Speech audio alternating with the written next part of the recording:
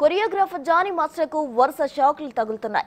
Assistant choreographer పై అత్యాచారం ఆరోపణలు ఎదుర్కొంటున్న జానీకి 4 రోజుల కస్టడీ ముగియడంతో ఆయన్ను నార్సింగ్ పోలీసులు రంగారెడ్డి జిల్లా కోర్టులో హాజరుపరిచారు. వచ్చే నెల 3 వరకు జానీ మాస్టర్ కు జ్యుడిషియల్ రిమాండ్ విధించింది న్యాయస్థానం. దీంతో జానీ మాస్టర్ ను చెంచల్గూడ జైలుకు తరలించారు. ఈ నెల 25వ తేదీన జానీ మాస్టర్ ను కోర్టు 4 రోజులు పోలీసు కస్టడీకి అనుమతించింది. కోర్టు విధించిన గడువు ముగియడంతో ఆయన్ను జడ్జి ముందు హాజరుపరిచారు.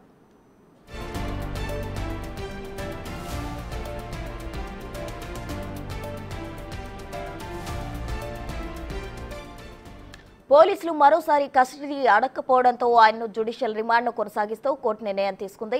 అక్టోబర్ 3వ తేదీన ఆయన్ను మరోసారి కోర్టులో హాజరుపరుస్తారు. పోలీసు కస్టడీలో జానీ మాస్టర్ను పలు ప్రశ్నలు అడిగినట్లు తెలుస్తోంది. ఆరోపణలు చేసిన యువతితో సంబంధం ఏంటి, ఆమెతో పరిచయం ఎలా ఏర్పడిందనే దానిపై వివిధ కోణాల్లో విచారించినట్లు తెలుస్తోంది. బాధితురాల నుంచి పోలీసులు సేకరించిన ఆధారాలను జానీ ముందు పెట్టి విచారించారు. మరోవైపు జానీ మాస్టర్ బెయిల్ పిటిషన్పై సోమవారం విచారణ జరగనుంది.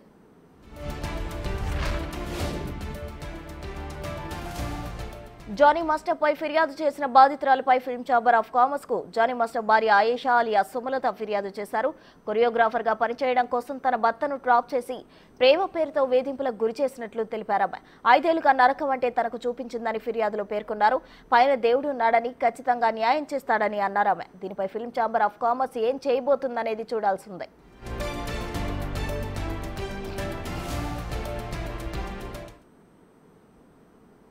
పైన దేవుడు అనేవాడు ఒకడు ఉన్నాడు. అన్యాయంగా ఫ్యామిలీని విడగొట్టాలి, ఆ ప్లేస్లో నేను వెళ్ళాలి, ఎంజాయ్ చేయాలి లైఫ్ అని వాళ్ళ అమ్మ నాన్న వాళ్ళ కూతురు జస్ట్ కెరియర్ కోసం అండి, కెరియర్ కోసం. ఇప్పుడు నిజంగా ఆ అమ్మాయి టాలెంట్ ఉండి ఆ అమ్మాయి అంత ఇదై ఉంటే మరి మాస్టర్ దగ్గరే ఎందుకు ఉన్నింది ఇన్ని రోజులు? ఎందుకు వేరే దగ్గరికి వెళ్ళి వర్క్ చేయలేదు తను? ఇప్పుడు నీకు నిజంగా అంత లైంగిక వేధింపులు జరుగుతున్నాయి అన్నప్పుడు నీకు టాలెంట్ ఉందంటున్నావుగా, మరి బయటికి వెళ్ళి ఉండొచ్చుగా, ఎందుకు ఇక్కడే ఉండి వర్క్ చేసావు? నువ్వు నీ అవసరాల కోసం నువ్వు ఉన్నావు, నువ్వు ఏదో ఆశించావు, అది నీకు దొరకలేదు. దానివల్ల నువ్వు ఈరోజు మాస్టర్ ఒక మంచి పొజిషన్లో ఉన్నారు, అవార్డులు వస్తున్నాయి, అది నువ్వు చూడలేక, మా వీడియోస్ అన్నీ అప్పుడు నేషనల్ అవార్డులో మాస్టర్ నాకు ప్రపోజ్ చేయడం దాన్ని నువ్వు ఓర్చుకోలేక దాన్ని ఏదో చేయాలి అని చెప్పి చెప్పుడు మాటలు విని కంప్లైంట్ పెట్టింది.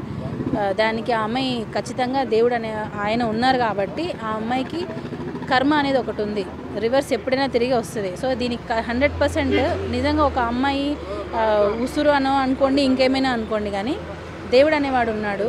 ఈ రోజుల్లో రిటర్న్ శిక్ష అనేది ఖచ్చితంగా ఇమ్మీడియట్గా వస్తుంది.